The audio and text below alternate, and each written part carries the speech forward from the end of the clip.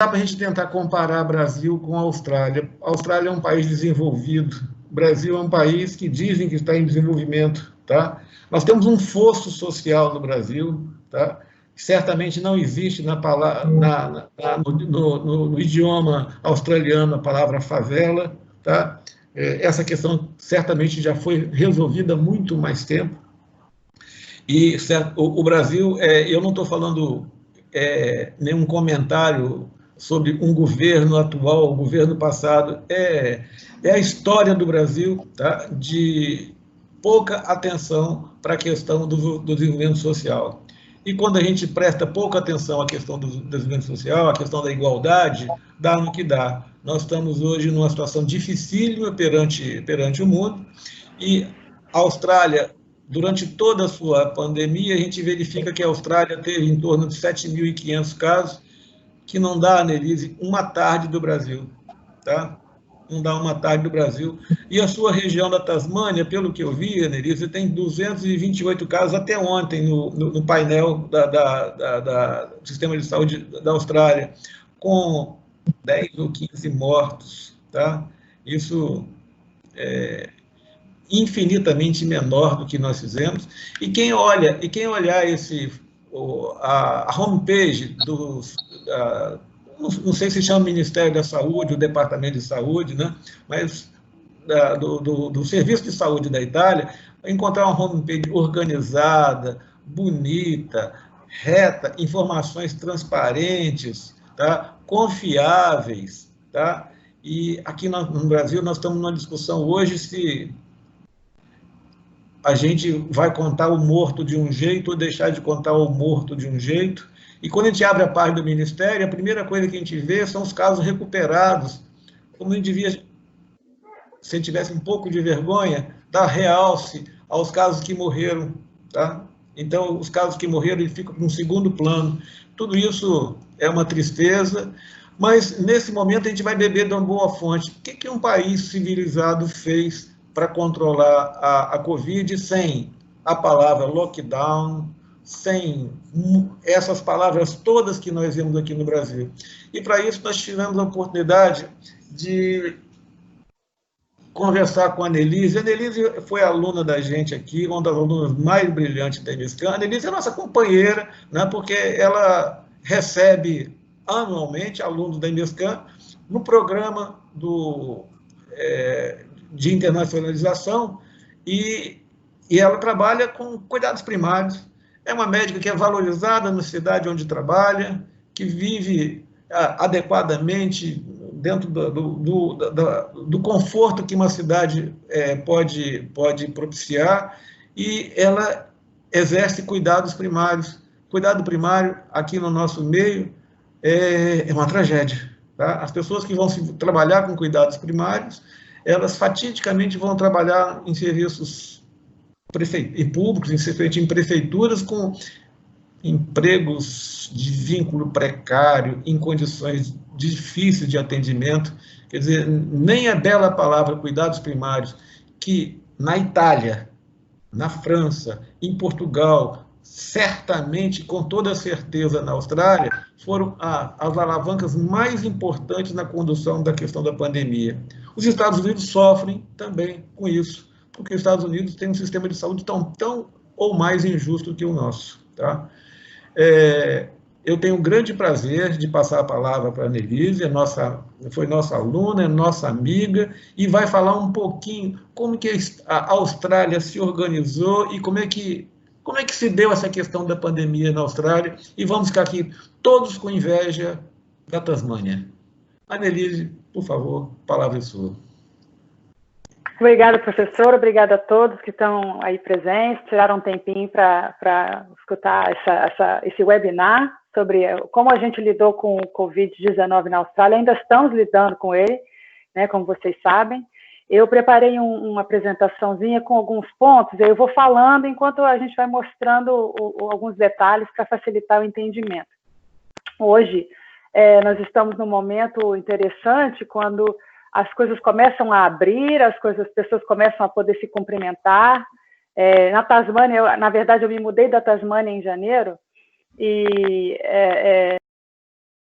Então, aqui temos um timeline bem curtinho, eu vou passando bem rapidamente, de como tudo começou. Eu me lembro que me mudando da Tasmânia para Queensland, que é outro estado um pouquinho mais ao nordeste, nós começamos a ouvir falar do Covid em janeiro, e em janeiro, nosso primeiro caso foi dia 25, um senhor que voltou da China. E aquilo alertou as autoridades para que talvez esse vírus comece a chegar na Austrália, vindo de turistas ou de residentes voltando da China. E começaram a evitar a viagem para a China e começaram a bloquear a entrada de viajantes da China para a Austrália. Com o tempo, os casos começaram a aumentar em vários países, e a Austrália sempre vigilante. Nós temos aqui um sistema de saúde muito forte, e temos o que chamamos de Chief Medical Officer, que é um médico escolhido pelo governo para liderar as políticas e a governança de saúde. E o nosso primeiro-ministro ouve esse médico com muita atenção. Temos um ministro da saúde, temos o Chief Medical Officer e temos o primeiro-ministro. Então, ali é a harmonia. O primeiro-ministro não é médico. Então, ele sempre colocou em voga a opinião e a liderança desses médicos para que a gente pudesse passar pela pandemia sem ser um arraso total, né, na população. E uma coisa interessante que aconteceu aqui na Austrália é que assim que os casos começaram a aumentar, até a oposição se calou de uma forma em que não criticou as ações, porque estavam todos trabalhando como um time. Então, o que aconteceu aqui foi que a politização foi mais numa forma benigna, digamos, que não haviam discussões e críticas. Havia um time que trabalhou junto para que a gente pudesse passar por esse momento aí com menos mortes e menos danos também à economia. Então, trabalhando junto, os ministros da economia, os ministros da saúde, o médico, o líder médico na Austrália e o nosso primeiro-ministro. Então, o que aconteceu? A Austrália começou a banir a entrada de não-cidadãos da China, mas o grande lance ali foi que só foi pela China. Esquecemos de olhar um pouco do Irã, esquecemos de olhar dos viajantes da Europa, dos Estados Unidos. Então, eles continuaram entrando. E, ao passar do tempo, as pessoas começaram aqui a entrar em pânico e a comprar muito, muito, muito no supermercado, e acabavam os itens básicos, como papel higiênico, como arroz, como macarrão. Então, o governo sempre de olho, olhando no número de mortes, chegamos em 7 de março a 2 mortes e 73 casos. Veja bem, a Austrália é um país que não é muito populoso. Então, não dá para comparar muito com o Brasil, na verdade, né? Porém, a população está mais concentrada no litoral, porque a Austrália é um grande deserto central. Então, se você quiser dizer de uma forma assim, mais justa, temos uma concentração grande de pessoas, sim, no litoral da Austrália. Então, não é como no Brasil, mas temos aí cidades com muita concentração de pessoas. No meu estado são 5 milhões de pessoas só aqui. Na Tasmânia, talvez 500 mil ou 800 mil, mas são concentradas em áreas muito juntinhas, então não é aquela coisa muito... Tem áreas espalhadas, mas o risco era real, né, por causa dessas áreas mais concentradas.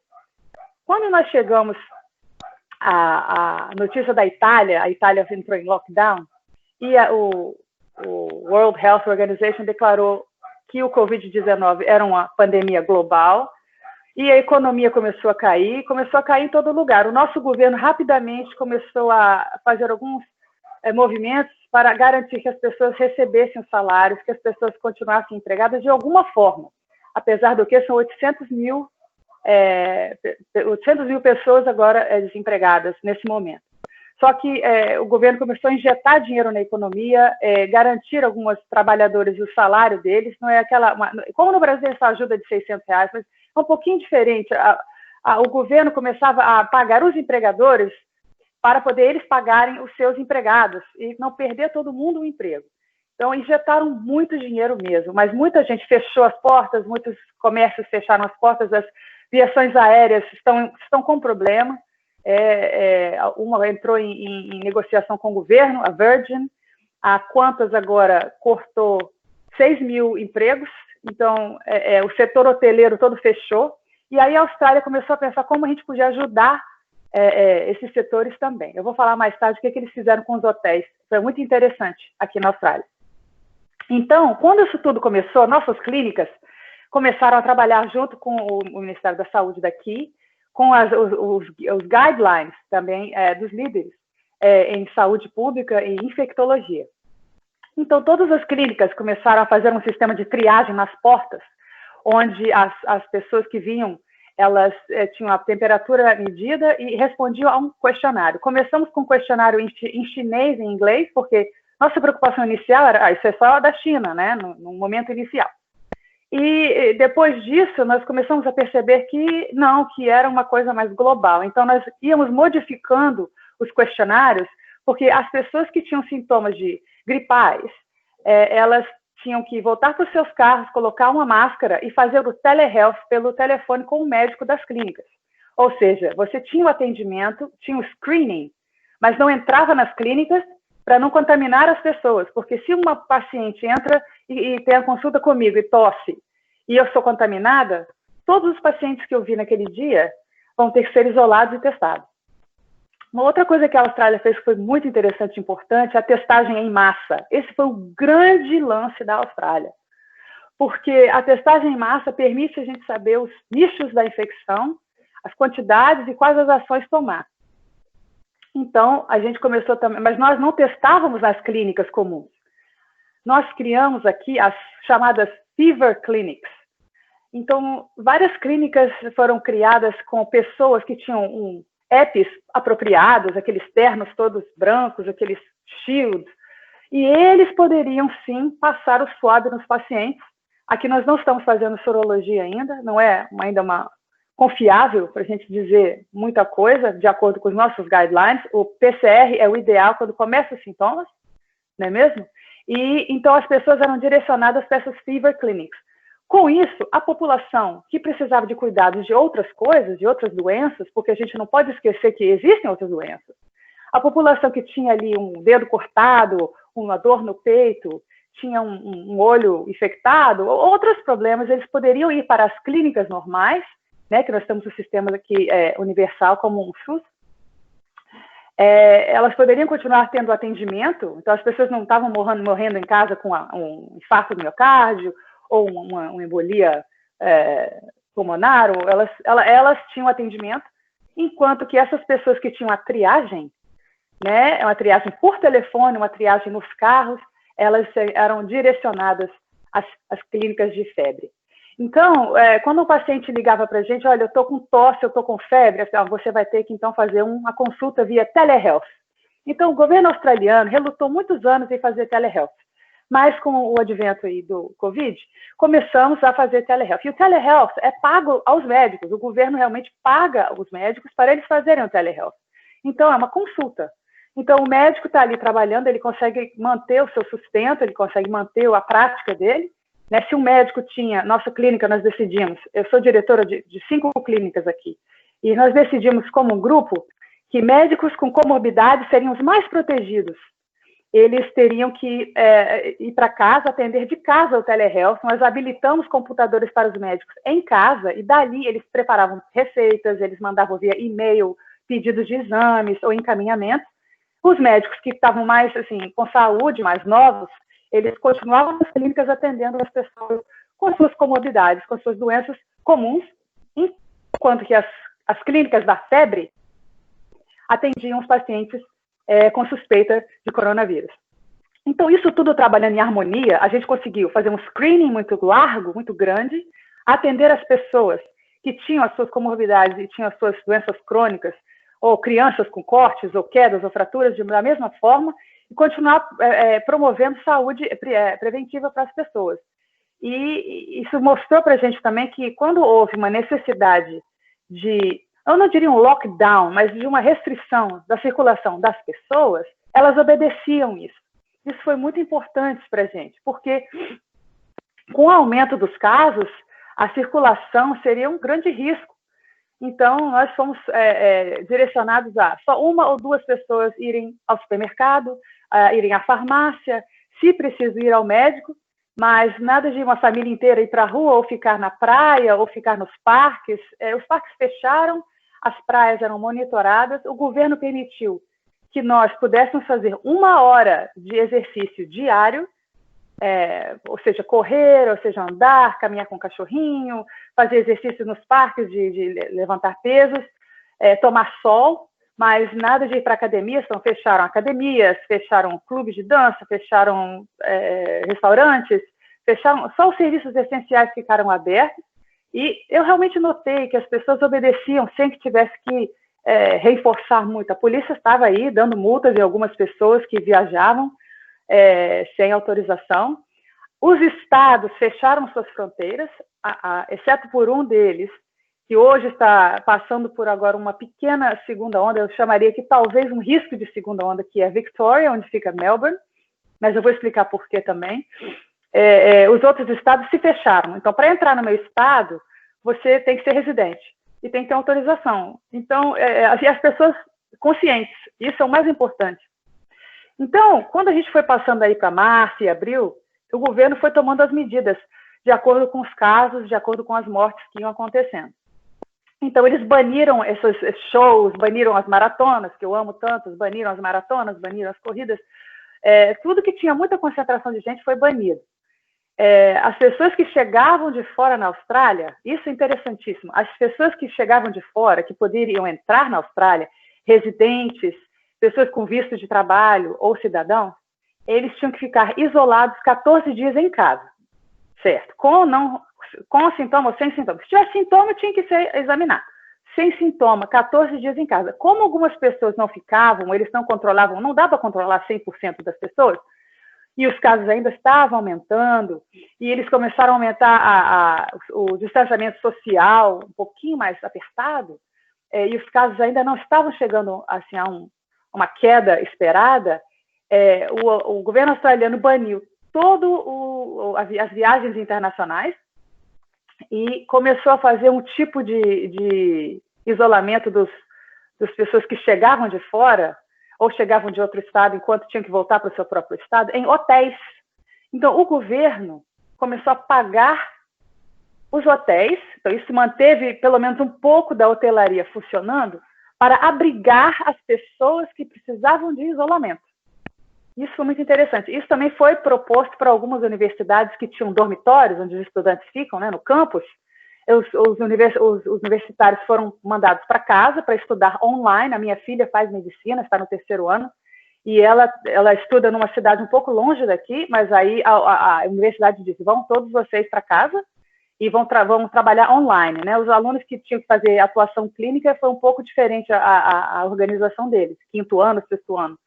Mas os alunos até o 4º ano, eles tiveram a possibilidade de estudar online, fazer as provas online, porque fechou tudo, as escolas também se fecharam, mantendo um mínimo, olha que interessante, mantendo um mínimo de pessoal para que os filhos dos trabalhadores da saúde pudessem deixar os filhos e trabalharem nos hospitais e nas clínicas. Nunca fomos ditos que temos obrigação de usar máscaras em público, fora do contexto de uma clínica ou do trabalho. Quem quisesse usar máscara ou sentisse que fosse mais protetor para eles usavam máscaras. Aqui também tivemos aquele problema, né, de quase escassez de EPI, mas num trabalho muito forte do governo, não faltou para a gente a N95, a P2, as gowns, e mais importante que isso é a conscientização das pessoas em evitar abraços, beijos e conversas muito próximas. Ficou uma coisa muito, assim, muito organizada mesmo nesse sentido. Então, esse novo slide que eu estou mostrando para vocês é quando as coisas começaram a piorar, muitos casos, mais ou menos no meio de março, o nosso, isso chama Screening Tool. Esse é um questionário que tinha lá embaixo, na entrada da clínica, quase na rua mesmo, quase. Uma enfermeira toda paramentada, ou um médico, se precisar ser um médico. Cada paciente em distanciamento de 2 metros respondia essas questões. E uma coisa interessante, se houvesse alguma questão respondida como mentira, eles eram passíveis de processo. Então, o australiano, ele obedece muito às regras. Ele, na sua maioria, ele é muito legal com isso, sabe? E ele se preocupa muito com o outro também. Então, a gente passou a fazer esse questionário se a pessoa tinha algum tipo de sintoma de gripe, febre, tosse, dor de garganta, e falta de ar ou dispneia. Perguntávamos quando começou, se tinha algum histórico de viagem, se você é um trabalhador da saúde, também é muito importante, e se teve contato com alguém doente. E esse questionário foi escalando de um ponto que até fadiga era um sintoma que a gente tinha que fazer um screening. Hoje em dia, qualquer pessoa, hoje em dia, até hoje, com tosse ou febre, cansaço estranho, fora do normal, dor de garganta, vai direto para a Fever Clinic. E esses pacientes ligam para a gente, fazem a consulta online, e nós falamos, olha, você antes de vir aqui, você tem que passar pela Fever Clinic. Quando um paciente ia para essa clínica, ele tinha o swab e ele era encaminhado direto para casa.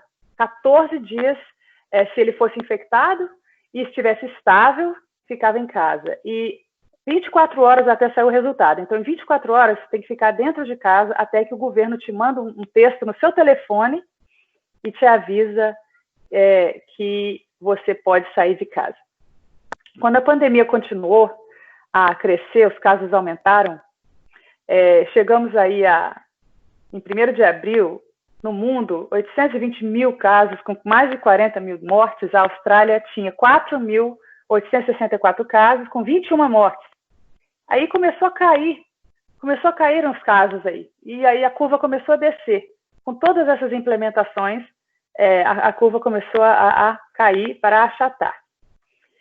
E o governo promoveu que todas as creches fossem de graça para essential workers, ou pessoas de trabalho essencial, médicos, enfermeiros, farmacêuticos, trabalhadores dos supermercados, motoristas de caminhão, todo mundo que é essencial para que a economia continuasse, porque a gente precisa que a comida chegue ao supermercado, a gente precisa do remédio, a gente precisa do posto de gasolina. Então, o governo tentou ajudar os negócios de uma forma que a coisa continuou a caminhar menos agitada, mais tranquila. E no feriado da Páscoa foi o grande teste da população aqui, porque todo mundo aqui se junta muito na Páscoa.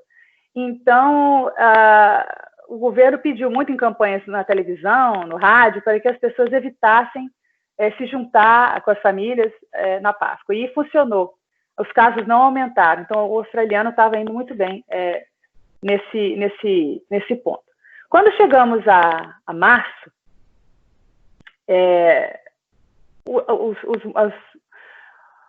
o governo da Austrália começou a relaxar um pouquinho esses regulamentos, essas restrições. Eles também iniciaram um projeto de um app chamado COVID Safe. Todo mundo tem que ter esse app no telefone. E esse app, ele tem uma ligação Bluetooth que avisa a pessoa se ela esteve próxima de alguém que teve um diagnóstico de Covid.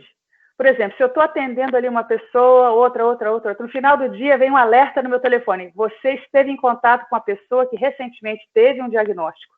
Porque as pessoas vão para as Fever Clinics. Aí você já sabe que você tem que ser testado e se isolar.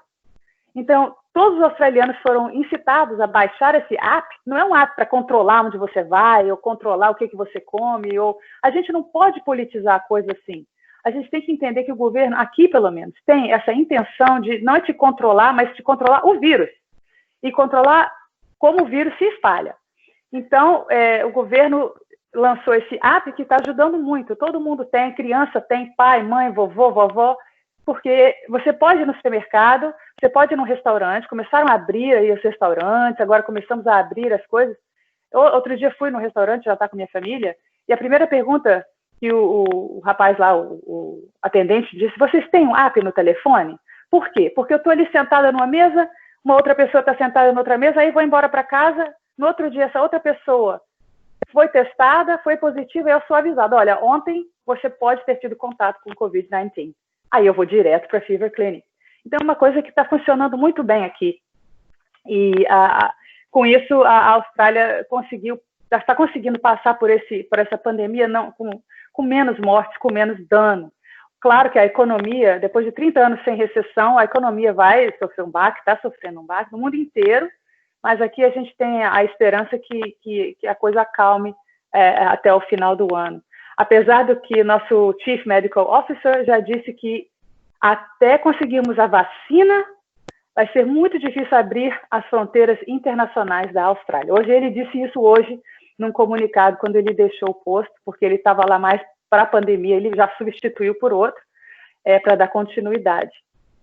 Então, e nesses 5 ou 6 meses, a gente teve social distancing, né, esse distanciamento social, a gente teve restrições. Eu diria que foi um isolamento vertical, né? Não é todo mundo dentro de casa esperando o que vai acontecer. Tinham assim, as pessoas que tinham a permissão para sair e as pessoas que precisavam sair para um supermercado, ou para um médico, ou para um veterinário levar o cachorrinho, mas tinham a noção que não precisava levar a família inteira, poderiam usar a máscara se quisessem e ficavam longe das pessoas. E esse foi o grande lance da Austrália, a grande promoção de saúde, a pessoa conscientizada a não furar o bloqueio, a não ir para a praia e fazer piquenique em várias pessoas, a não ir visitar a vovó, o vovô, a mamãe no asilo em muitas pessoas, porque isso aí não daria certo nesse momento. Então, tem a questão da medicação também, né? Então, esse slide aqui mostra para vocês mais ou menos de alguns dias atrás, né? O pico ali em março e agora caindo e a curva está achatada, né? Com isso, nossos serviços que implementamos, que foram cruciais, foi as fever clinics, para direcionar os pacientes suspeitos longe da população que não tinha suspeita de Covid, que não tinha outras condições, e esse app que baixamos para que todo mundo se sentisse informado e protegido, né? E com isso, a gente vai à discussão. O que funcionou na Austrália? Isolamento social, uma quarentena, eu diria que foi uma quarentena vertical, e a conscientização da população do que fazer e que não fazer. Isso foi muito importante. Claro que muita gente tentou furar, tentou ir correr na praia sem poder correr na praia, ou foi surfar, ou foi tentar bater bola, ou fazer... Mas foi muito pouco. E a polícia ia, conversava uma vez, a polícia conversava 2 vezes, dava um warning. Mas uma 3ª ou 4ª vez, já tomava uma multa de, acho que eram $1.600. Então, isso aí inibe também a pessoa. Se a pessoa não obedece à restrição, infelizmente vem a punição. Eles tentam não ser punitivos, mas, infelizmente, né, às vezes precisa. Agora vem o grande dilema, né, da medicação. A medicação aqui, na nossa assistência primária, não foi preconizado nenhuma medicação para o coronavírus do tipo azitromicina, hidroxicloroquina, zinco, ivermectina, corticosteroide e antivirais. No nosso âmbito, não houve um tipo de overflow de pacientes vindo, eu preciso de uma receita, Não foi para a gente guiado pelo nosso Ministério da Saúde e pelo nosso Chief Medical Officer para prescrevermos a hidroxicloroquina para os pacientes. Por quê?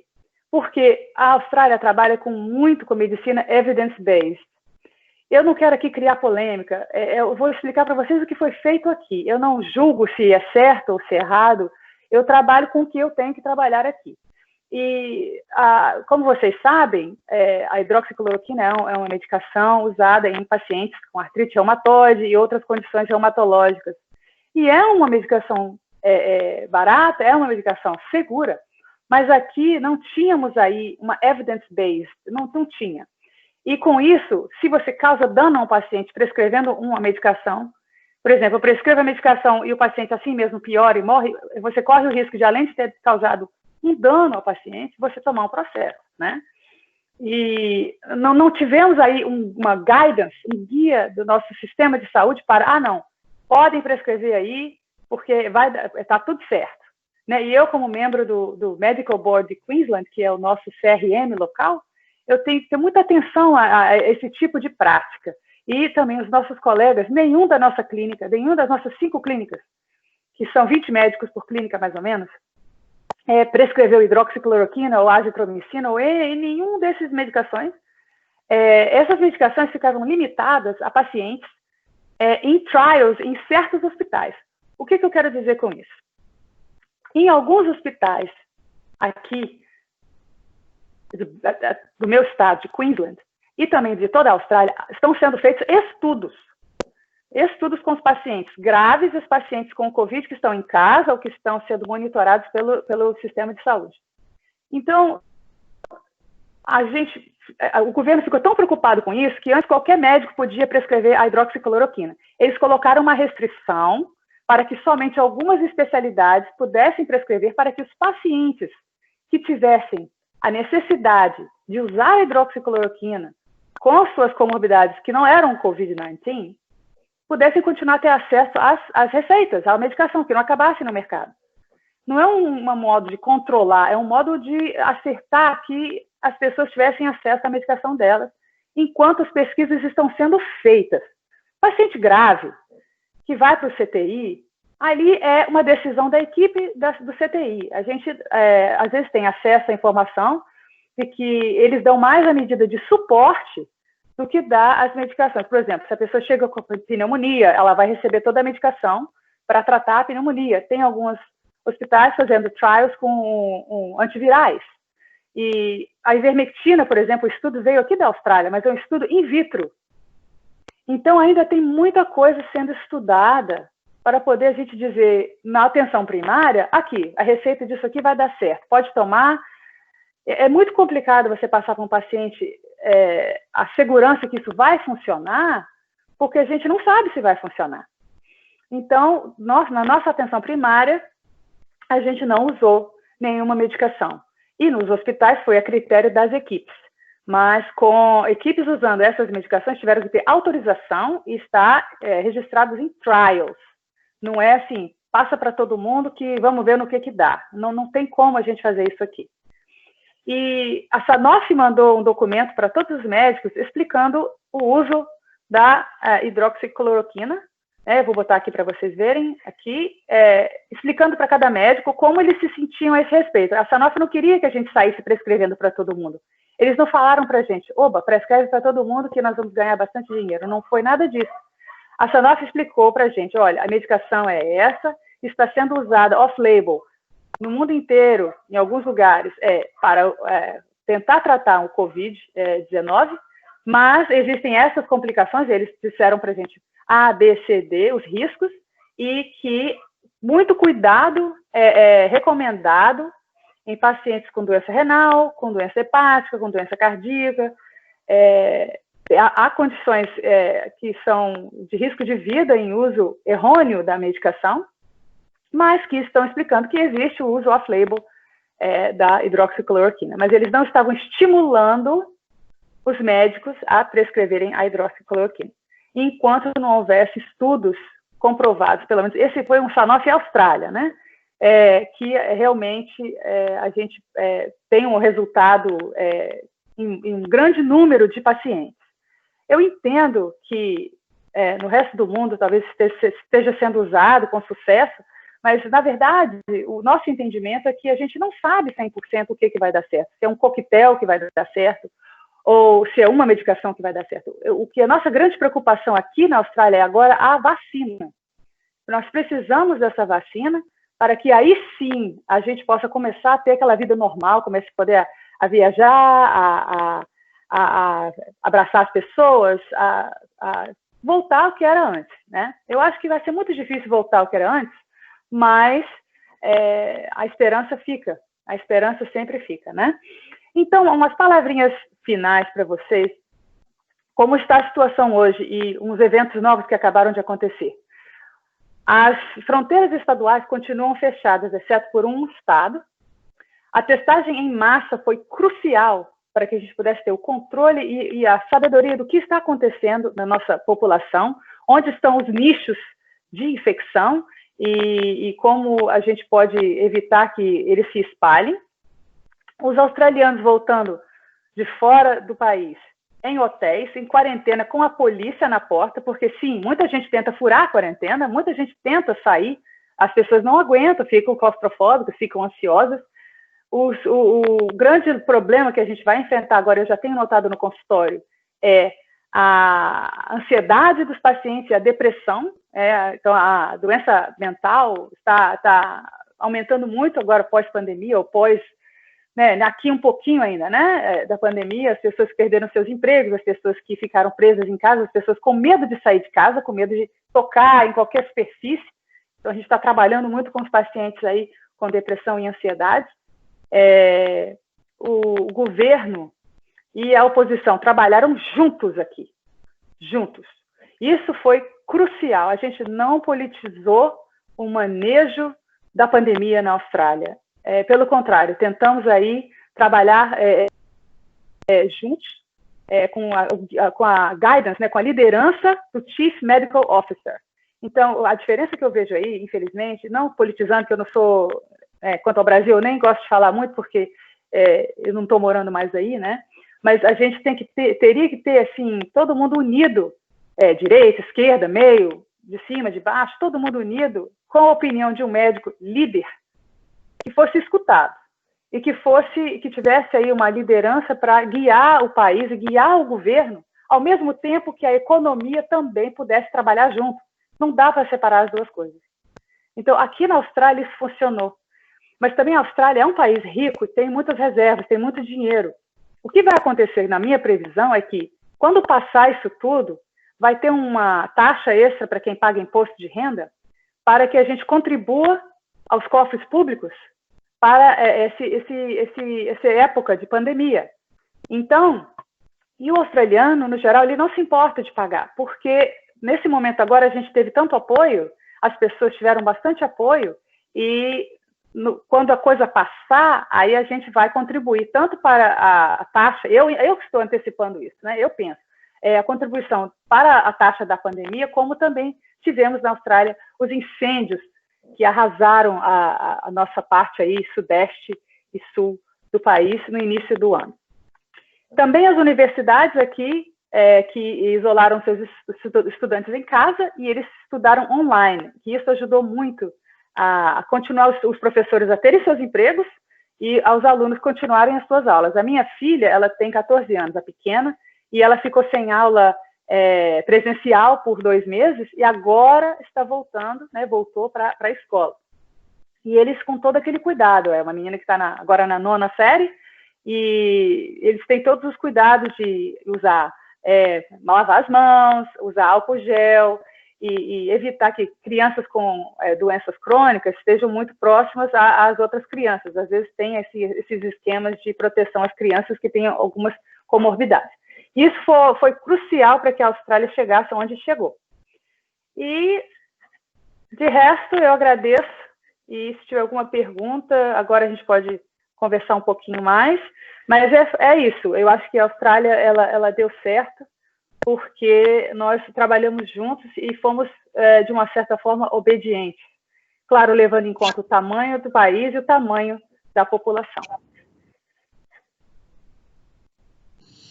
Muito obrigada. Eu agradeço a doutora Annelise por ter acordado bem cedo hoje. Hoje não, ela acordou amanhã, né, para poder estar com a gente e falar sobre a questão da Austrália. Eu não sei se no chat já tem alguma pergunta, eu não vi, mas enquanto isso, enquanto eu não recebo a resposta disso aí, eu me permito fazer 2 comentários muito rápidos e uma pergunta. Eu vou inaugurar uma pergunta, viu, Annelise? Um Sim. Comentário que me chamou a atenção, que você falou, que o australiano ele se preocupa muito com o outro. Eu talvez arranjasse uma palavra assim, solidariedade. Solidariedade é que falta o espírito do brasileiro. E me lembro de um escritor famoso aqui no Brasil, o Otto Lara Rezende, que cometeu a seguinte frase, Annelise: mineiro é solidário no câncer. Tá? É a frase famosa do Otto Lara Rezende. De uma certa forma, desnuda a nossa incapacidade de solidariedade com o próximo. Quando eu falo solidariedade, eu não falo pena, compaixão, dó, nada disso, né? Eu digo solidariedade. Tá? Coisa que nos falta. Outro comentário que eu queria fazer para vocês, que é quando você trabalha com cuidados primários, né, e trabalha com telemedicina, quer dizer, você tem uma empresa que você trabalha num sistema capitalista, você faz cuidados primários, você é contratado, você deve ter um contrato com o governo que te dá metas para cumprir, e você trabalha e prospera na sua atividade dentro dessas empresas. Tá? Aqui no nosso meio, cuidados primários passou a ser quase exclusivamente público, entendeu? Essas coisas no Brasil, quando passa só para o público, eu não sei qual que é o mais complicado no Brasil, viu, Annelise? Quando a coisa é só público ou quando é muito no privado, porque o privado no Brasil, às vezes, é privado no pior sentido da palavra privado, viu? Tá? Isso é bastante interessante, e a própria telemedicina, nós estamos numa encrenca aqui no Brasil em relação à telemedicina, que é como remunerar o profissional que faz telemedicina. Tá? E vocês, eu tenho certeza disso, que tem um jeito disso, que eu lendo o guideline lá do Ministério, da homepage, né? E o paciente ele é encaminhado para o médico, e o Medicare que eles têm aí, eu acho que eu não sei qual o sistema de vocês, já deixa o pagamentozinho feito disso aí. Quer dizer, é preciso que tenha, assim, o sistema de saúde, o médico, ele tem, assim, a capacidade de crescer cientificamente, ele tem que ter um emprego, um trabalho adequado, né? E ele que precisa também viver disso aí. E a Austrália faz bem isso. E quando você falou que o sistema de saúde, outra coisa muito importante, que os partidos se aglutinaram em torno do governo, independente da oposição, a Argentina fez isso também, viu, Annelise? Tá? Deu certo um certo tempo, mas agora a Argentina já está chegando em China já. Daqui a 20 dias a Argentina está passando da China também, tá? Porque isso deu certo, é muito difícil nos países latinos. Tá? Agora, quando ocorre uma divisão, como aqui no Brasil, do governo federal, de cada governo estadual e dos seus respectivos municípios, é uma guerra, né? E ninguém perde nessa guerra. Uma coisa que vocês fizeram e fizeram muito bem foi testar. E aqui no Brasil não se testa, até por falta de insumos para isso. E falta de expertise em biologia molecular na maior parte do Brasil. Tá? São poucos laboratórios que têm essa expertise. E aqui no Brasil a gente está colocando o peso e a confiança que a sorologia vai resolver as coisas, e você colocou muito bem, a sorologia ainda é um conhecimento incerto. Nós não sabemos se os testes sorológicos são adequados, o que significa ter um IgG positivo, quanto tempo ela vai ficar, se isso é permanente, se é transitório. Então, são muitas situações que eu acho que a gente está errando ao fazer as nossas opções. E quando a gente olha o exemplo da Austrália, a gente vê que a gente poderia ter feito diferente, mas é muito difícil fazer diferente, Annelise, em países que têm favelas, têm aglomerados urbanos, fazer telemedicina num país onde as pessoas têm uma grande faixa da população que são de exclusão digital, é muito, muito complicado isso. Mas professor, eu queria fazer uma pergunta só no final. Puxando a sardinha para o nosso lado. Você falou que tem uma filha que estuda medicina, tá? Sim. E que no atendimento clínico, no curso clínico, fizeram um arranjo diferente, especialmente internato. Conta para nós. Pois é, então, os alunos do primeiro ao meio do quarto ano, eles puderam ficar em casa fazendo telehealth. Eu estou aqui com a minha filha fazendo telehealth, não, o educação online. Minha filha é do terceiro ano, a amiguinha dela do quarto ano, e as duas fazendo toda a educação online, com todos os deveres, todas as provas e tudo. No internato, e não houve aquela pressão. Inicialmente, eles pensaram em adiantar os alunos à graduação, mas depois isso já fez eles voltaram atrás. Por quê? Porque ainda são alunos, e são alunos sem experiência. Então, eles tentaram evitar que esses alunos colocassem a saúde em risco. Não adianta você acelerar a graduação desses alunos para jogá-los no campo para que eles se infectem e morram. Isso aí, então, o que foi promovido a esses alunos foi uma educação maior. Eles ficaram, muitos deles, fora da área de screening para Covid, nenhum deles estava passando suave, porque produz aerossol, é uma área ali onde você tem que ter experiência. É igual você jogar o recém-formado no pronto-socorro e no CTI, uma coisa que eu sou contra. Você pega o recém-formado, ele precisa de um bico, joga ele no CTI, joga ele no pronto-socorro. No internato, quinto e sexto ano, esses alunos foram estritamente acompanhados e educados para que não houvesse contaminação. Foram direcionados a áreas com menos chance de contaminação no pico da pandemia, deixando as rotations deles, né, as cadeiras que eles têm que rodar, mais complicadas, com mais chance de contaminação, para o final do ano, que é quando a gente espera que a contaminação esteja menor. Então, eles foram, de uma certa forma, protegidos, educados, foi oferecido EPI para eles, mas eles não foram colocados em risco. Então, essa hora que a gente coloca a pessoa com menos vulnerabilidade em um lado e a com mais vulnerabilidade do outro, é a hora que o médico ele tem aquele altruísmo. Vamos lá, vamos pegar nossos alunos, vamos explicar como é que é, colocar em grupos menores e com o preceptor, com os monitores, mas de forma que a gente protegesse esses alunos sem experiência, né? Os alunos da universidade da minha filha, eles fazem muito placement, eles vão muito para o meio do mato, para aquelas cidadezinhas pequenas, para atender os indígenas, aborígenes e tudo, mas a universidade é muito cuidadosa, todas elas são aqui, com a questão da medicina, da enfermagem, da fisioterapia, das carreiras de saúde, em proteger quem não tem experiência. Então, foi fornecido a esses alunos toda a capacitação de proteção pessoal e que eles rodassem em internatos de menos risco durante o pico da pandemia. Então, foram eles direcionados a outro tipo de atividade, né? E agora, mais para o final do ano, eles vão fazer as rotações, as rotations dele mais críticas, na emergência, na cirurgia, né, doenças infecciosas. Isso que foi feito aqui. Só mais um comentário aos estudantes aqui presentes, que a Annelise fez uso da palavra Sanofi, a gente chama aqui no Brasil de Sanofi, é uma grande indústria farmacêutica mundial, produz medicamentos e produz vacinas. A Sanofi, que na Austrália fez um comunicado via sistema de saúde aos médicos, aqui não fez. Tá? Gozado, né? Tá? Aqui, professor, o que está acontecendo... O que aconteceu muito aqui foi que, quando a gente percebeu que a coisa estava explodindo, muita gente que era idosa, muita gente que era doente, os vizinhos começaram a ajudar, a fazer compra, a cuidar do jardim. A gente percebeu aqui a comunidade muito coesa, sabe? E, inclusive...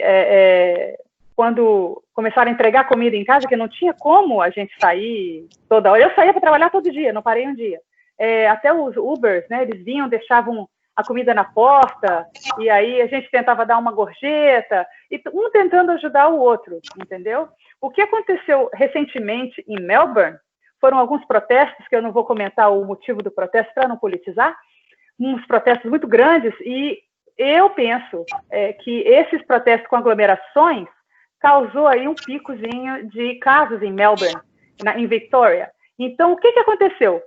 Aumentou os casos? Muito bem. Começaram a testagem maciça em todos os bairros, para você entrar ou sair de certos bairros, tem ali as pessoas testando, você passa de carro, parado, polícia, vem uma pessoa paramentada, testa e você segue. E aí você entra e sai, todo dia. Mais de 100 pessoas. Foram já mais de 100 mil testes foram realizados esses últimos dias por causa desse pequeno nicho, e a gente quer evitar a segunda onda. Então, muitas vezes aparecem casos novos porque são pessoas voltando do exterior e muita gente em cruzeiros. O australiano gosta muito de viajar de barco, esses cruzeiros grandes, né? E muita gente foi contaminada nesses cruzeiros. E voltando para cá, foram isolados em hotéis vigiados pela polícia por 14 dias, com toda a assistência médica. Não ficavam isolados, fechados num quarto e ninguém entrava. Tinha ali um médico, um enfermeiro, sempre vigiando. Se a pessoa começa a decair os sintomas, eles são encaminhados ao hospital.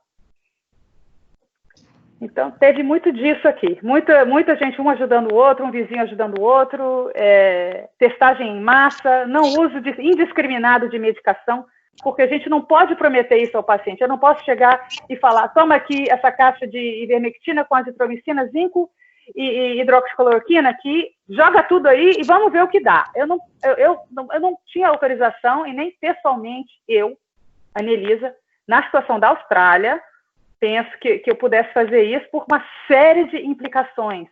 Se eu tenho um paciente com Covid, ele não vai nem chegar até a mim, ele já vai direto para uma equipe especializada que vai avaliar. Entendeu? Então, foi isso que a Nova Zelândia foi brilhante. O que a Nova Zelândia fez, começou a subir os casos, eles fecharam a fronteira, fechou tudo. E o isolamento lá foi radical, foi bem radical. A Jacinda, a primeira-ministra, é brilhante, mas ela tem um país pequeno que dá mais controle, né? A Austrália é um país de dimensões continentais, mas não tem vizinho, como meu pai mesmo me lembrou outro dia. A gente não tem vizinho, país vizinho. A gente é uma grande ilha, então fica mais tranquilo, né, de certa forma, com todas as outras características da Austrália, né, vai ser um país que tem dinheiro, de um país que é um povo educado, mais educado, porque o brasileiro não é todo mundo que é mal educado, por favor. Aí ficou um pouco menos difícil, digamos, de controlar. O nosso grande problema foi a proximidade com a China e a permissão de entrarem os viajantes no início. Fechou tudo? Beleza. Governo está coeso? Beleza. Um ajudando o outro e distanciamento social. Agora, o que está acontecendo com a pesquisa, a gente ainda não sabe. Eles estão fazendo os trials com antivírus, com antivirais, para ver se a gente tem aí alguma resposta, mas o grande que da coisa toda é a vacina. O nosso Chief Medical Officer já falou, o que a gente precisa é de uma vacina. Juliana, tem alguém que tenha feito alguma pergunta, Juliana? Os laboratórios particulares estão trabalhando igual no Brasil ou existe algum alinhamento entre esses laboratórios e o governo? Porque aqui quem tem dinheiro está sendo testado, infelizmente quem não tem condições não está. Não, os testes aqui são gratuitos. O SWAB é gratuito para todo mundo. O SWAB é gratuito para todo mundo. Ninguém paga para fazer SWAB aqui. O atendimento é gratuito. Mesmo que você seja uma pessoa que você não tem o visto de residente permanente ou cidadão, você vai na Fever Clinic, você é atendido gratuitamente, você passa o SWAB gratuito e você tem a resposta em 24 horas. A próxima pergunta, posso? A senhora, professora, a outra coisa, a senhora falou que fazia esse PCR para triagem em massa. Não seria melhor buscar antígeno viral? Veja bem, o grande foco aqui é a testagem em massa no início dos sintomas. Como ainda não estamos fazendo serologia e não tem aquela comprovação, o IgG, o IgM, a gente não sabe ainda direitinho como interpretar em cada pessoa, porque está sendo muito randomizado isso. A gente não pode se basear na sorologia, no antígeno viral ainda. Eles estão se focando mais em testagem em PCR em massa, mas é gratuito para todo mundo. Todo mundo que chega na Fever Clinic, eu estou com o nariz escorrendo, vai ser testado. Eu estou com uma febre, pode ser a febre porque está com gastroenterite. Não importa, passa o SWAB. Eu estou com uma coceira na garganta. Não importa, passa o SWAB e é gratuito. Ninguém paga, nada. É tudo gratuito. Mais uma pergunta. Professora, teve alguma abertura melhor durante o isolamento para aqueles pacientes que possuíam GG positivo? Não, o isolamento, mesmo para IgG positivo, é o mesmo. As regras eram para todos, porque essa pessoa, a gente ainda não sabe se essa pessoa que teve IgG positivo, se essa doença é um vírus muito novo, mutante, a gente não sabe como é que vai estar o estado imunológico dessa pessoa, a gente não sabe se ela pode reinfectar, a gente não sabe. Pode, claro que o IgG positivo não é muito comum infectar novamente, mas a gente não sabe, não tem certeza de nada, na verdade, né? Mas o isolamento foi regra geral, a pessoa que testou IgG positivo, não quer dizer que ela pode sair por aí fazendo de tudo, né? Mesmo porque até ela explicar para a polícia que ela é IgG positivo, vai ser meio complicado. Mas não houve nenhum tipo de tratamento especial. A pessoa ela fica aos cuidados, ela vai para casa, ela recupera e ela se cuida da mesma forma. Não teve tratamento especial. Nós não temos nenhuma pergunta registrada agora no chat. Eu queria deixar em aberto, se alguém quer fazer uma pergunta aqui ao vivo e a cores.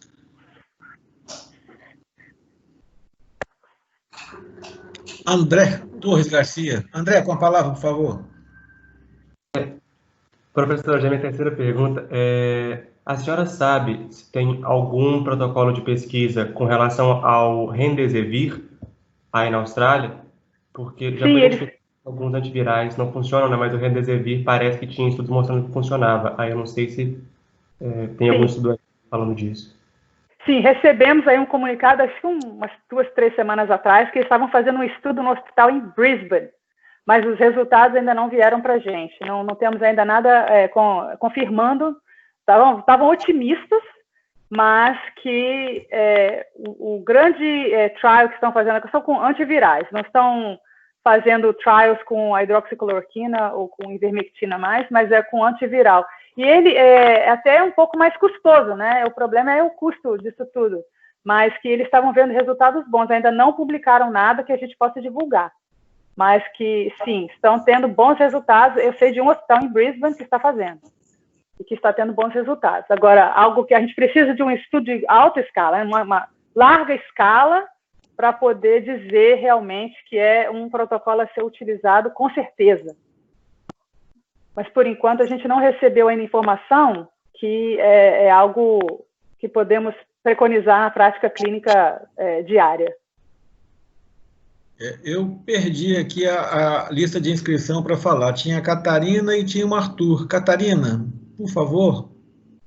Boa noite. Vocês conseguem me ouvir? Sim, perfeitamente. Eu achei muito interessante a ideia do aplicativo e eu queria saber se teve alguma resistência da população logo de início, quando surgiu a ideia do governo, se a população apresentou algum tipo de resistência a essa ideia. Não. No início, teve uma pequena onda de pessoas perguntando se era para ficar vigiando onde as pessoas iam andar pela rua, se era para ser eles chamam de breach of privacy, né? Se a privacidade do indivíduo ia ser quebrada. Então, o que aconteceu? O governo fez várias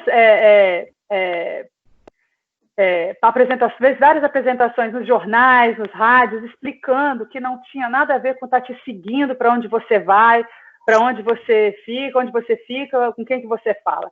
É só para te avisar. Na verdade, não está te fazendo um tracking pessoal de todo mundo. Ele sabe, mais ou menos assim, na região X, eles pedem para a gente colocar o nosso CEP, né, o CEP seu no aplicativo. E, de acordo com o seu CEP, mais ou menos, e onde você está naquele momento, o seu GPS, ele vai te avisar, olha, atenção, uma pessoa na sua área testou positivo para o Covid. De início, sempre tem um outro grupo que fica preocupado, mas não houve uma resistência em massa. Tanto que muitas pessoas baixaram o aplicativo, mas muitas. Milhões de pessoas. Então, foi uma coisa bem aceita. De início, perguntas foram feitas num fórum do governo, o governo com todos os repórteres, com uma coisa muito aberta, né? Tudo bem explicado, porque, né, nós todos temos a nossa privacidade, mas não era para verificar se você está saindo fora de hora ou se você está quebrando a quarentena.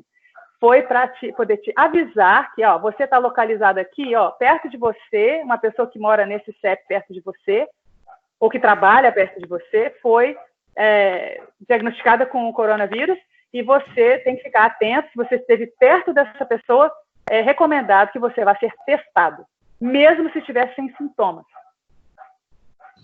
Esse aplicativo foi também usado isso na China, com toda certeza, Annelise, na China não houve nenhuma resistência, ninguém se queixou na China do uso do aplicativo, mas a Austrália é um país democrata, né? Então, certamente...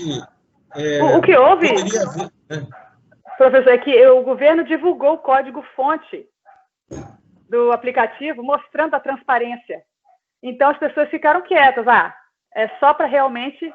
Porque qual o interesse em eles desenvolverem um aplicativo? É custoso, demora tempo. Então, o australiano quer saber, vem cá, isso aí vai me ajudar ou não? Vai ajudar? Então, beleza. Então, a gente aqui, todo mundo tem o aplicativo, até agora para entrar nos restaurantes, vai abrir os cinemas agora, eles vão perguntar, você tem um aplicativo para a sua proteção. Não é para controlar se você está indo, pulando a cerca ali para visitar a vizinha, ou para ir comer um hambúrguer ali numa lanchonete no meio da rua. Isso não é o caso só. Vem cá, você esteve perto de um caso, vá ser testado.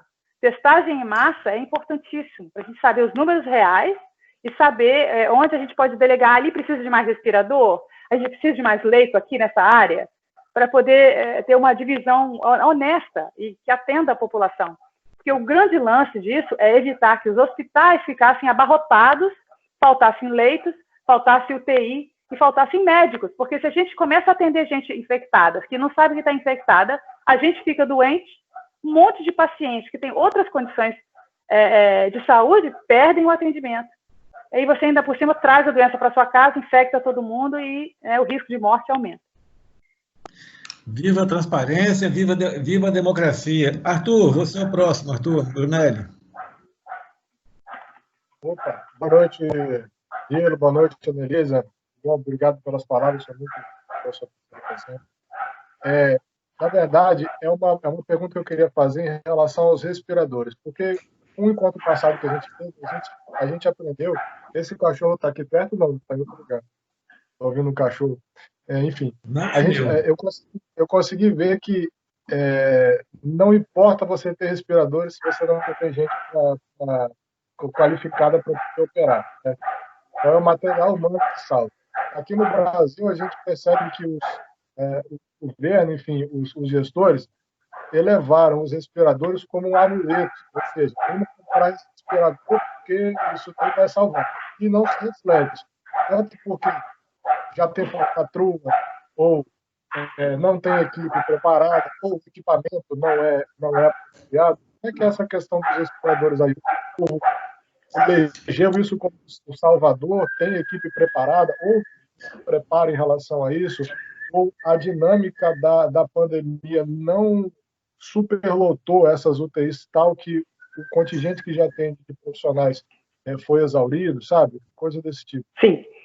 Veja bem, acho que o cachorro deve ter sido aqui, não sei. Eu tenho uns cachorros meus aqui que ficam latindo, que eles querem dar uma opinião também. Se for daqui, desculpa.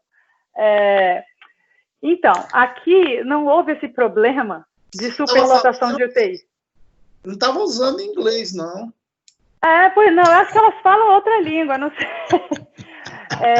Veja bem, não houve essa questão de superlotação de UTI aqui. Eles ficaram bem preparados, eles aumentaram os leitos e os respiradores e a equipe treinada. A gente não colocou equipe que não tinha o treinamento apropriado para entubar esses pacientes, ou até mesmo fazer um swab. Eu até conversei com um colega anestesista outro dia, ele explicando, e o emergencista também. A gente aqui, na UTI e na emergência, nós temos, aqui existe a residência em medicina de emergência, e como vocês sabem também, a residência em intensivista, né? E a gente não coloca profissionais nessas áreas que não têm o treinamento como residente e especialista para se aventurar nessas áreas. Então, a gente tinha aí essas equipes muito bem treinadas, tinha os residentes que foram recapacitados para treinamento especial para esse tipo de procedimento, como a intubação do Covid, que é a intubação ultra rápida, né? E como evitar a contaminação. Claro, houve alguns médicos que ficaram contaminados, mas eram de todos os tipos de especialidades, mas não foi em massa, não. A gente não ficou com superlotação de UTI, nós tivemos poucas mortes e graças a Deus, não tivemos problema de leito em lugar algum. Eles realmente separaram alas em hospitais aqui no nosso país, aqui na Austrália, dedicadas ao coronavírus, com todo tipo de equipamento, com todo tipo de app que você possa imaginar, e todo mundo que chegava com suspeita, nem que fosse mínima, no hospital já com a dispneia, com a tosse intensa, com a dor torácica, eles eram tratados de acordo com o Covid positivo. Eles já eram, e antes mesmo de sair o resultado, eles já eram vistos como Covid positivo. Isso não quer dizer necessariamente que as pessoas que faleciam eram todas colocando na conta do Covid. Aqui não tem isso. Você só pode escrever num atestado de óbito que a pessoa faleceu em decorrência de complicações pelo coronavírus, se realmente for comprovado que essa pessoa tinha o coronavírus. De novo, tentando não politizar a coisa. Então, eu acho que existe subnotificação no mundo inteiro? Sim. Mas em alguns lugares talvez estejam aí num dilema, né, de como que a gente coloca isso no atestado de óbito, a gente tem certeza, o exame saiu a tempo. É esse o grande problema, talvez, no Brasil. Né? A falta de material, talvez aí os governantes ou as pessoas que lidam com licitação faturando em cima de respiradores não adequados, equipe não treinada e falta de EPI. O médico brasileiro é excelente. O médico brasileiro é bem treinado, a gente é treinado para a guerra, entendeu? O que falta aí também para a gente é acesso à proteção pessoal, as EPIs, e o material e o leito, a medicação. Nós somos muito bem treinados. Nós médicos temos uma educação de excelência no Brasil. O problema é o que está em volta da gente. É o meu pensamento. Arthur, você está na lista, na fila, vai aguardar um pouquinho, que agora eu vou passar para a Aide. Aide, você pode abrir seu microfone, Aide? Agora, só um comentário, Arthur, sobre a questão da palavra subnotificação. Eu não sou epidemiologista, não, mas eu acho que a gente só pode notificar aquilo que a gente faz diagnóstico. Como a gente não faz diagnóstico, na verdade eu vou inventar uma palavra, subdiagnosticação, viu? Tá? Subdiagnosticação. Aide, você com a palavra. Oi, professor. Boa noite, menino. Eu quero só fazer uma colocação, que eu acho que foi a Catarina que falou. Quando o IgM está positivo, o que se faz? Vocês, na realidade, trabalham com biologia molecular. Então, vocês trabalham com o antígeno, com um pedacinho do coronavírus. E o IgM é um anticorpo que eu produzi. Vocês não têm essa resposta aí, entendeu? Eu queria que ela entendesse bem isso para não ficar muito complicado. Vocês aí não fazem dosagem de anticorpo, por isso vocês não fizeram sorologia. Vocês não têm acesso a isso. Então, logo a pergunta da Ana Elisa, né, ela fez um pouco de confusão. Vocês trabalham com o antígeno verdadeiro, que é uma parte, vamos dizer assim, é um pedaço, né, do RNA do antivírus. Então, vocês não podem dosar IgG e IgM. Então, ela que tem que revalidar a pergunta dela, né, professor? Isso, só reforçando a ideia, diagnóstico na fase aguda, recente da doença, os primeiros 2, 3, 4, 5 dias, até um pouco mais do que isso, é PCR, aqui em qualquer lugar. Tá? A sorologia pode ser feita depois da segunda, terceira semana. Agora, o grande problema da sorologia é a sensibilidade dos métodos, a especificidade dos métodos, a validação dos métodos, e o que no futuro vai significar ter tido um IgG positivo de tanto ou tanto, entendeu? Nós não sabemos essa resposta ainda, nós somos muito... o conhecimento é muito tênue disso em relação a isso, tá? Hoje está muito quente a discussão de sorologia, e as pessoas tristes porque depois de 3 meses a quantidade de IgG costuma cair, mas certamente o sistema imunológico é muito mais complicado, mais complexo do que meramente um IgG e um IgM, tá certo? Então, o que a gente sabe é que não é frequente a pessoa ter o segundo Covid, pelo menos por enquanto não é epidemiologicamente importante. Eu queria passar para o Arthur, que ele voltou a levantar a mão, e depois para a Diana. Arthur, você tem a sua segunda pergunta. Se me deixar, eu não paro. É por causa disso que eu estou botando você intercalando, viu, Arthur? Tá, tudo bem. Eu vou ser cordial, pode deixar. São 2 perguntas rápidas. Primeiro, em relação a velórios, a gente sabe que tem uma dificuldade em relação à família poder velar os corpos. Né? Como é que está sendo isso aí? E depois dessa pandemia, o governo ele já fala objetivamente em relação a um planejamento para uma segunda onda, enfim, esse tipo de coisa? Sim. Velórios eram 10 pessoas somente. E o caixão fechado. É um protocolo, inicialmente eram 5, depois passou para 10. Mas em velório, infelizmente, não é a mesma coisa, talvez aí, não podia ter muita gente aglomerada, só 10 pessoas agora. E quanto ao futuro, o que eles estão planejando é continuar com as fronteiras fechadas até que se haja um grande, assim, passagem de tempo sem casos.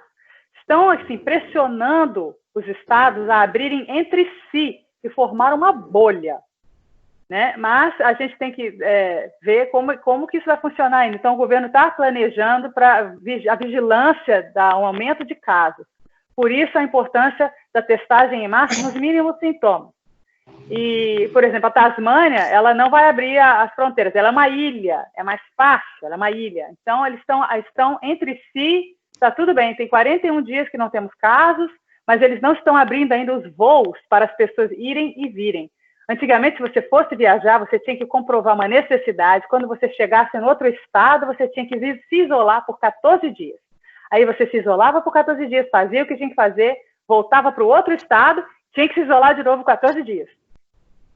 Entendeu? Então, para evitar uma segunda onda, o que eles estão planejando é continuar com a testagem em massa e, enquanto eles vão relaxando gradativamente as restrições, eles vão observando a curva. Se a curva começar a subir, volta a recessão. E não temos nenhum tipo de ideia de quando poderemos sair do país. Não temos nenhum tipo. Eles estavam pensando em talvez abrir a fronteira para a Nova Zelândia em setembro ou outubro, talvez. Mas isso vai depender do nosso comportamento e como está aí a questão dos números do vírus.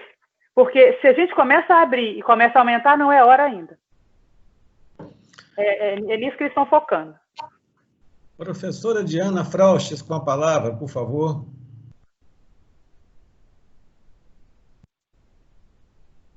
Vamos ver, Ana Elise. Olha só. Bom dia, tá bom. Eu fiquei assim, arrepiada ouvindo o Nilo falar aí sobre diagnóstico e feliz por saber que aí na Austrália vocês conseguiram detectar os casos precocemente. Aqui, politizando a questão, a recomendação de fique em casa, só vá se tiver dispneia, tarará, isso é assim, a antítese da vigilância epidemiológica, né? Trabalhei com epidemias minha vida inteira, esta é a primeira epidemia com a qual eu não trabalho desde 1980, e assim, é revoltante, né? É revoltante principalmente o desperdício de recurso que está sendo feito com a compra de testes sorológicos. Foi muito bom ouvir o Silvio falar aqui semana passada, né, a respeito da validade desses testes, porque é quase que dinheiro jogado fora, gente. Então, assim, a gente precisava aqui no Brasil investir em RT-PCR, em detectar os casos na fase aguda, de modo a poder conter a progressão da epidemia. Porque os testes sorológicos, no máximo, servem nesses inquéritos para ver como é que está a distribuição da doença, mas para bloqueio não serve nada. Nada. Por outro lado, isso que você falou de hospedar as pessoas que precisam de isolamento, assim, é um exemplo para a gente, porque não dá para pedir para fazer isolamento em casa para quem mora na favela com um cômodo só e mal. Por outro complicado. lado, não é? A gente tem aí uns de hotéis que estão desocupados, que poderiam, quem sabe, né, se fazer uma negociação, a isenção de impostos, sei lá, enfim, a gente tem que se organizar muito para chegar, assim, minimamente perto do que vocês fizeram. Nós estamos perdendo muito tempo. É um exemplo. O governo até ajudou as pessoas, todas as famílias, sem discriminação de renda, com $200 para a conta de luz durante a pandemia. Eu, como médica, eu não ia precisar dessa ajuda, até eu e minha esposa aqui recebemos um desconto de $200 da nossa conta de luz nos últimos 3 meses.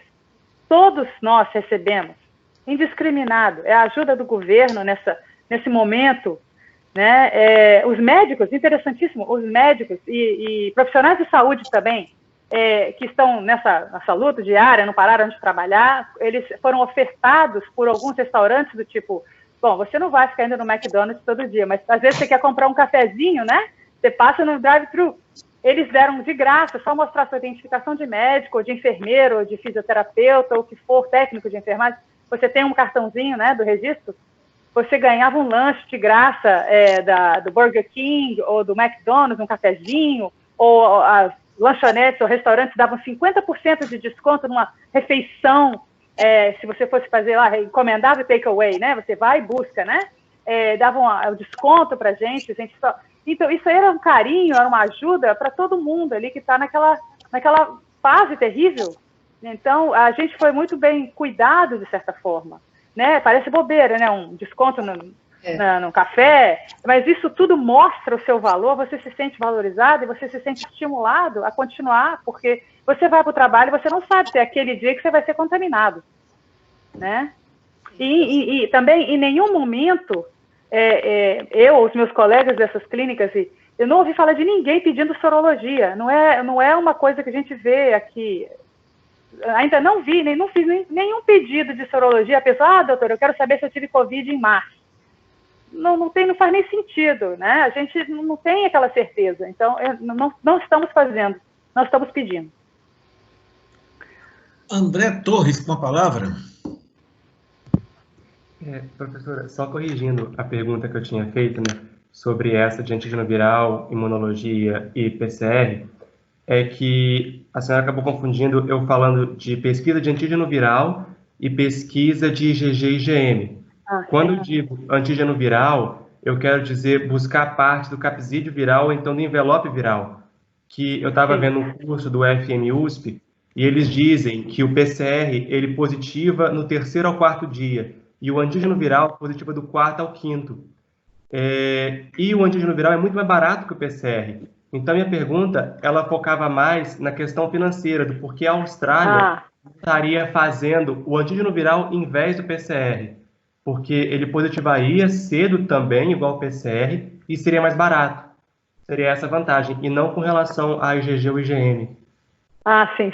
Não, aquilo que eles fazem é o PCR para todos. Eu não sei se eles estão fazendo um tipo diferente de ser o antígeno. Eu acho que o PCR que eles fazem é o suave comum do antígeno viral. Não sei se tem um PCR diferente que eles estão fazendo aqui. É um só, é um tipo só. Catarina Bubá. Boa noite. Eu nem abri minha câmera da outra vez, né? Fica só uma voz falando no fundo. Podia abrir, Catarina. Agora eu abri. Agora eu tô aqui. Aqui no Brasil, a gente vê muitos profissionais já há 4 meses do início da pandemia falando de exaustão, de excesso de carga horária de trabalho, de um dia a dia muito pesado porque eles vinham trabalhando antes da pandemia. Eu queria saber como é que foi isso aí na Austrália, se teve isso também, se os profissionais também tiveram essa carga pesada, como é que foi essa experiência? Certo, eu percebi realmente que trabalhei mais.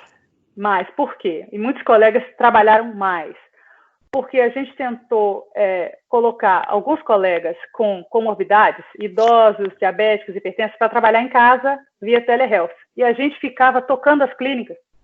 Então, realmente, a gente pode dizer que teve essa exaustão, mas, assim, a gente é muito... Um cuida do outro nas clínicas, né? Assim, você parece cansada, você quer diminuir as gerentes, assim, tem aquele cuidado de... Porque se você trabalha demais, você erra. E você tem que saber, você mesmo como médico, a hora de dar um tempo, entendeu? Então, eu cheguei algumas vezes a pensar, nossa, eu estou trabalhando demais. Eu sou contratada para trabalhar durante a semana, mas eu estava trabalhando sábado, domingo, de noite, virando para poder manter as clínicas abertas, como outros colegas também, porque a gente deu a preferência para que os médicos com mais risco fossem trabalhar de casa, né? Mas houve a questão também de que, se a gente continuasse com as clínicas abertas, os pacientes que precisavam ver os colegas, a gente, com outros tipos de doença, logicamente o mundo não para, né? As doenças não param, tivessem esse acesso. Então, realmente, sim, exaustão aconteceu, cansaço, às vezes muita ansiedade. Tive colegas ansiosos, chorando, com medo de ir para casa, levar a doença para casa, porque muitos são assintomáticos. E com isso, a esposa que tem diabetes, ou tinha um problema de saúde, poderia ser contaminada, o filho pequeno, né? Se bem que as crianças aqui tiveram um outro tipo de demonstração clínica, são menos vulneráveis, mas aquela preocupação, sim. Então, sim, o cansaço, achei um cansaço mental maior do que o normal. E o que a gente toma cuidado aqui um com o outro é reuniões frequentes de médicos, que a gente teve mais reuniões para verificar como um está e o outro está. Recentemente perdi um colega muito querido da minha turma, faleceu, e é incrível como as pessoas que não te conhecem muito, elas chegam, você parece mais triste, você parece cansada, aí você explica o que aconteceu, e eles sentem, é engraçado, eles sentem como se conhecessem, porque o médico tem aquela coisa, né? Nós somos médicos, né? E eles recomendando, não, você vai mais cedo hoje para casa, vai descansar e tal, porque, né, a gente, sem querer, a gente demonstra que está um pouco abalado, está cansado, e aí entra aquele, o que a gente chama de collegiality, né? O coleguismo, o companheirismo. Mas sim, tivemos exaustão, temos médicos ansiosos e médicos que só entram na clínica de máscara e de jaleco e tiram a roupa toda no estacionamento e entram no carro com outra roupa. Sim, ainda temos um pouquinho disso, sim. Carolina Feitosa, por favor, Carolina, abre seu microfone. Olá, tudo bem? Professores e convidada a doutora Anelisa, linda a sua palestra. Vou encostar a porta, também estou com criança. Eu estou de máscara porque eu estou com Covid. Estou tentando fazer um isolamento em casa, muito difícil. Eu queria agradecer aqui a doutora Regina Célia, minha amiga e minha médica. Agradecer a Lívia também. Queria fazer só duas contribuições com o que a Anelisa falou, com o que a professora Diana também falou. Estou um pouco cansada.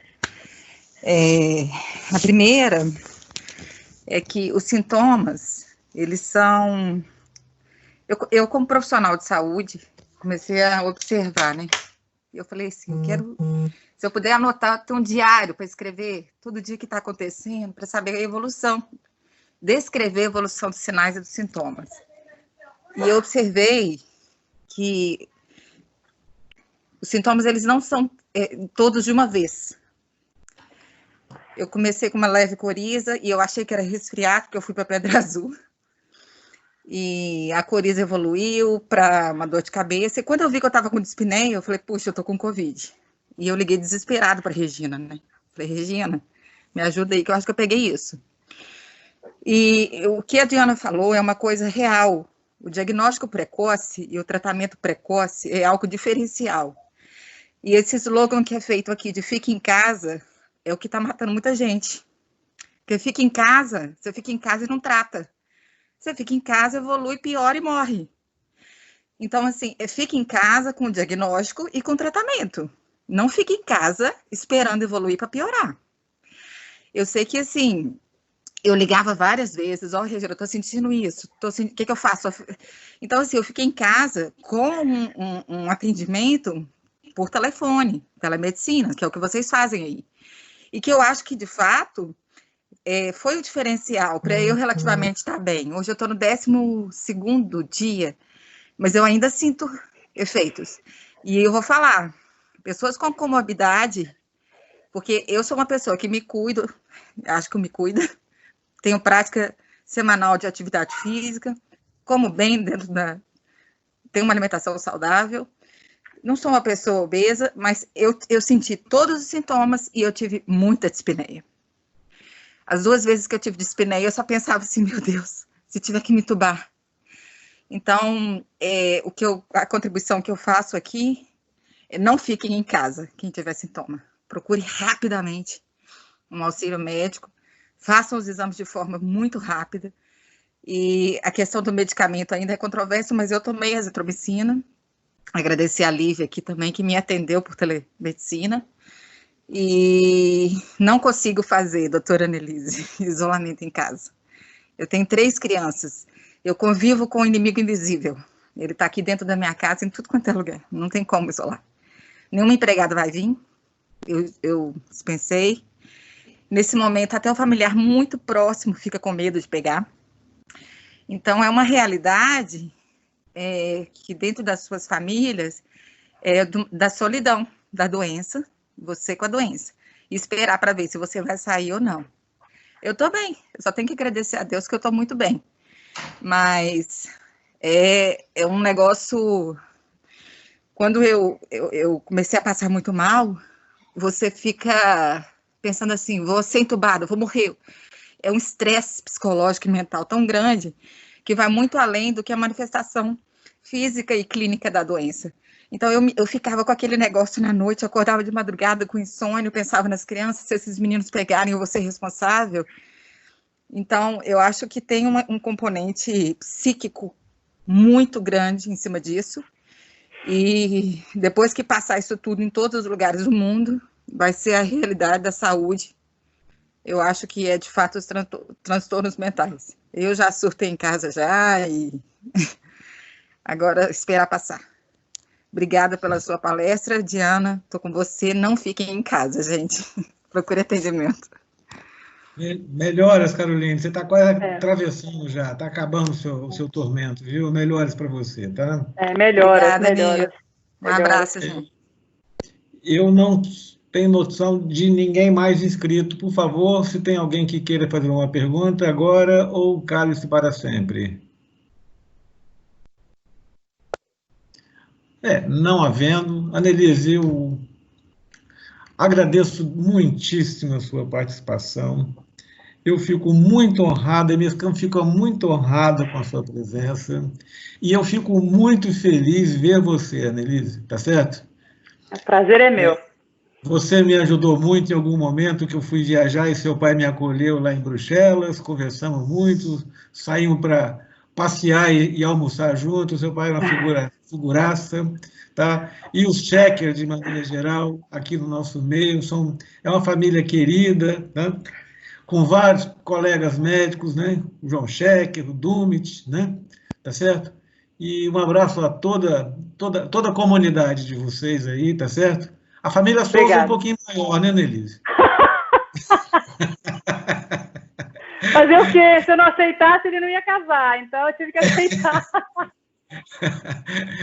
Um grande abraço para vocês. Eu queria agradecer a todos que estiverem presentes, entendeu? As pessoas que vieram, certamente, eu vendo pelos comentários, gostaram muito do que viram. E os que não vieram, né, Aide? Perderam a oportunidade, né, Aide? Tá certo? Fica aqui o convite para o próximo live na semana que vem com a Faradiba e Covid e alergia, com iniciativa do pessoal da Liga da Imunologia. Annelise, para sua despedida, por favor.